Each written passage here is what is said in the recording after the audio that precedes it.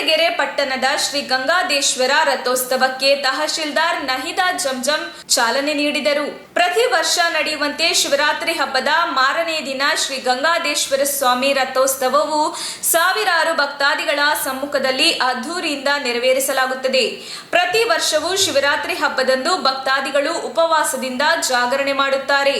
ಮರುದಿನ ಬೆಳಿಗ್ಗೆ ಈ ಗಂಗಾದೇಶ್ವರ ಸ್ವಾಮಿ ರಥೋತ್ಸವ ನಡೆದ ಮೇಲೆ ಉಪವಾಸವನ್ನು ಕೈಬಿಟ್ಟು ಭೋಜನ ಸವಿಯುತ್ತಾರೆ. ಕೊರೋನಾ ಮಹಾಮಾರಿಯಿಂದ ಜಾತ್ರೆ ಇನ್ನಿತರ ಶುಭ ಸಮಾರಂಭಗಳು ನಿಂತು ಹೋಗಿದ್ದವು. ಇದೀಗ ಕೋವಿಡ್ ಪ್ರಮಾಣ ಕೊಂಚ ಕಡಿಮೆಯಾಗಿರುವುದರಿಂದ ಎಲ್ಲಾ ಶುಭ ಸಮಾರಂಭಗಳು ಜಾತ್ರೆಗಳು ಹಿಂದಿನಂತೆಯೇ ನಡೆಯುತ್ತಿದೆ ಎಂದು ಮಾಜಿ ಪಟ್ಟಣ ಪಂಚಾಯತ್ ಸದಸ್ಯ ಪವನ್ ಕುಮಾರ್ ತಿಳಿಸಿದರು.